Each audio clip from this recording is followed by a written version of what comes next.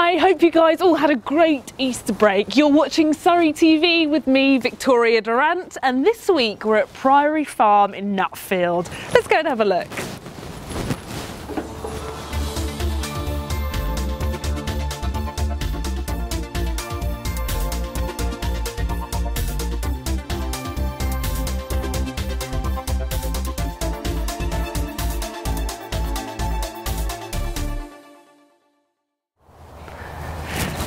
County Council have announced that the budget to fix flood-damaged Surrey streets has had a £3 million boost thanks to a major County Council roads programme. As the council continues to clear up at least £15 million of damage to streets flooded at the start of the year, road bosses have delivered £3 million of savings in 1 year thanks to a smarter working programme focusing on achieving long-term improvements. Operation Horizon was launched last April to overhaul the 300 miles of damaged Surrey roads. Negotiating better deals with contractors has been a major contributing factor to this new financial input. The money will also boost the central budget that funds both planned repairs and thousands of urgent pothole patching works. John Fury, Surrey County Council's Cabinet Member for Highways, said, "We face a mammoth repair bill to fix our roads hammered by flooding since Christmas. So this £300 million saving helps to ease pressure on council finances as we continue our major clear-up operation." The council is also focused on fixing hundreds of potholes a day as part of a repair blitz across the county. In the first 2 months of this year, 18,500 potholes were filled in. That's nearly one for every viewer of Surrey TV, 4,500 more than the same period last year.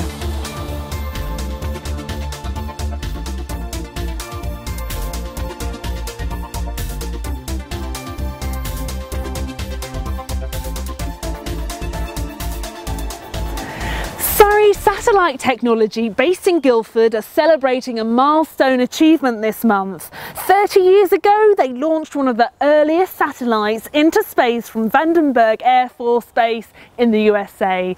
The UO-Sat-2 was the second satellite to be launched by the Surrey-based manufacturer in a long history of 41 missions launched by SSTL to date.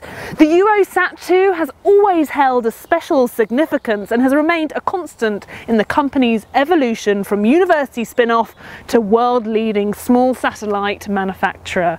Today, UO-Sat-2 still transmits its VHF telemetry on a regular 11-day cycle, and the onboard real-time clock still tells the time, although running somewhat late.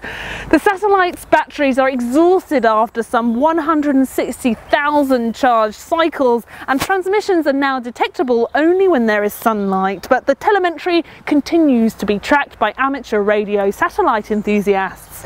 This is another example of the diversity of Surrey-based industry that makes such an important contribution to the UK economy. When you look to the skies, smile at the fact that something built in Surrey still orbits our planet on a daily basis.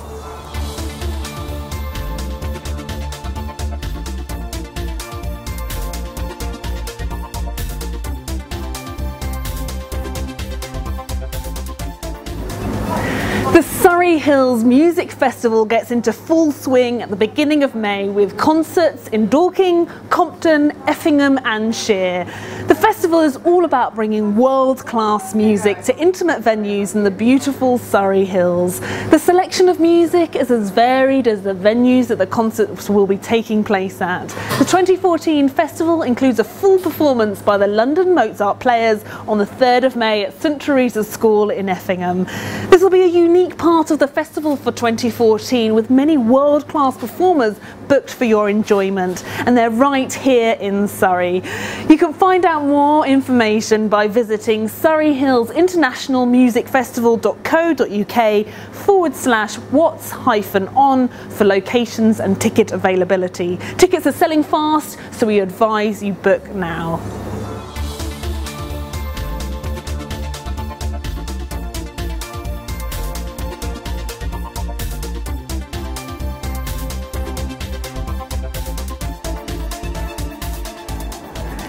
We'd like to congratulate all the London Marathon runners, including our friends Philip Green and Jenny Falconer, who joined the 150 other runners who ran the marathon for the Children's Trust. They all helped raise over £180,000 for the charity, although this number is predicted to rise to £400,000 in the coming months. The runners were treated to an after-race party where massages and treatments were available for all. Many were surprised at just how much energy the runners had after such a grueling run around London. If you'd like to run the marathon in 2015 for the Children's Trust, please visit thechildrenstrust.org.uk/London Marathon. The Children's Trust are also celebrating a 30-year anniversary this year and will be holding a number of events, including coffee mornings during the National Donut Week from the 10th of May, for which they are registering bakers, coffee shops and individuals now. Visit thechildrenstrust.org.uk for more information about the charity, the events for 2014 and the amazing work they do for children with brain injuries.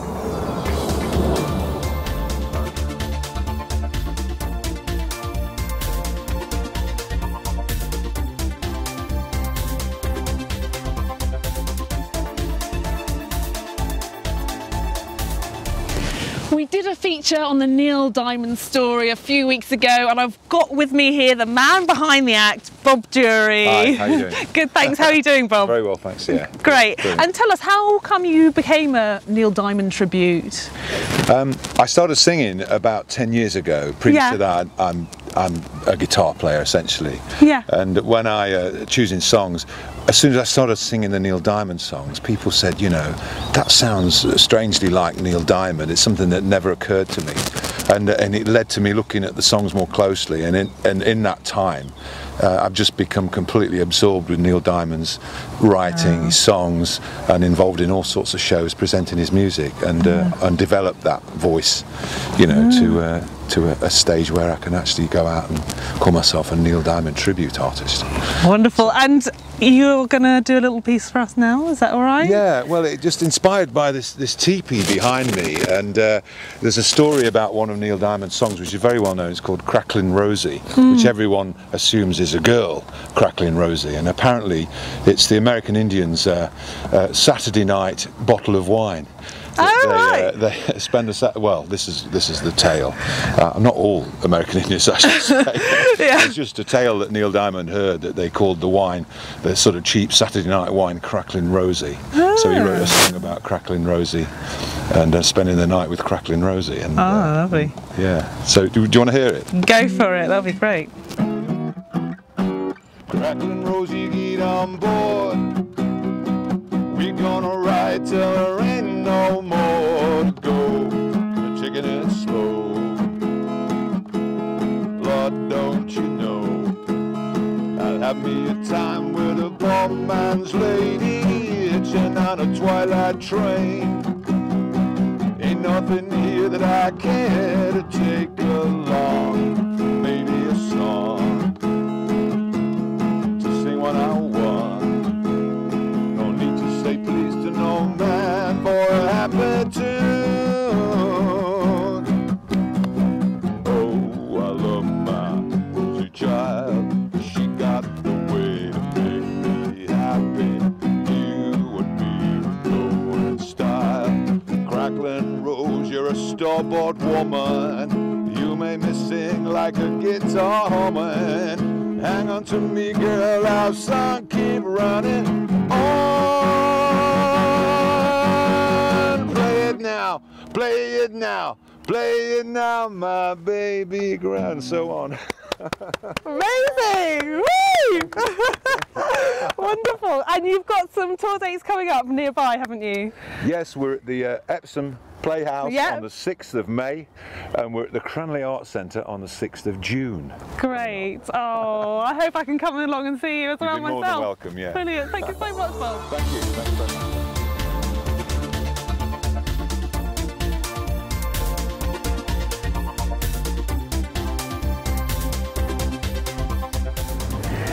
Crafted in Focus is returning to RHS Garden Wisley this spring. This year's event begins on the 30th of April and will run until the 5th of May. The event will be a 6-day contemporary craft and design fair and is one of the most popular contemporary craft events in the UK. The week of the event at Wisley showcases some of the finest contemporary craft makers in a variety of disciplines, all of whom have been specially selected to exhibit at this event.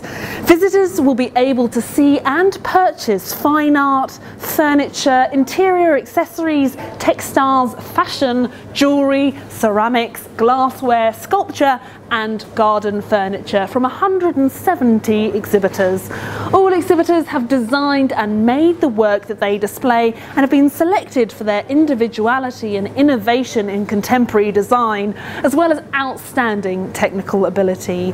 Once again, the Festival of Silver will be staged within the Glass House at Wisley. This exhibition of work is a collection of some of the finest contemporary British silversmith work created by established silversmiths and many young and up-and-coming UK silversmiths. Opening times are 9 AM to 6 PM. For further information, visit craftinfocus.com or the RHS Garden Wisley website at rhs.org.uk/Wisley.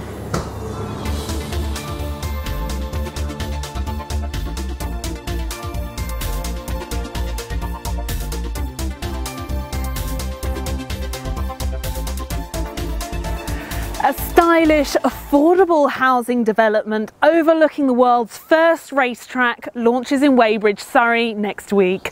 The £8 million Paragon development comprises 48 homes, plus the restoration of the historic trackside competitors tunnel. The new Railton Place development is made up of 24 affordable rented units and 24 shared ownership properties available to buy. The name of the development is inspired by the Napier Railton car, which was driven to the all-time lap record at Brooklands in 1935. As part of the development, the competitors' tunnel, once used by drivers to enter the track, has been restored.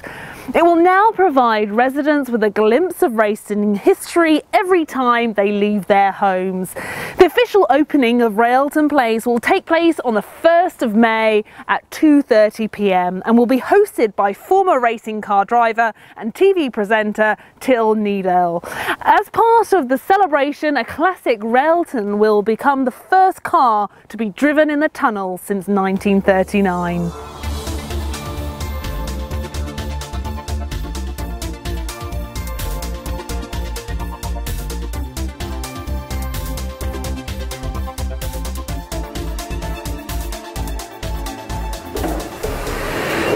Here at Priory Farm, you've got a beautifully new refurbished farm shop full of local produce, plus the wonderful nature trail, a 3-lake fishery and pick your own. Thanks for watching Surrey TV. Take care and enjoy the county.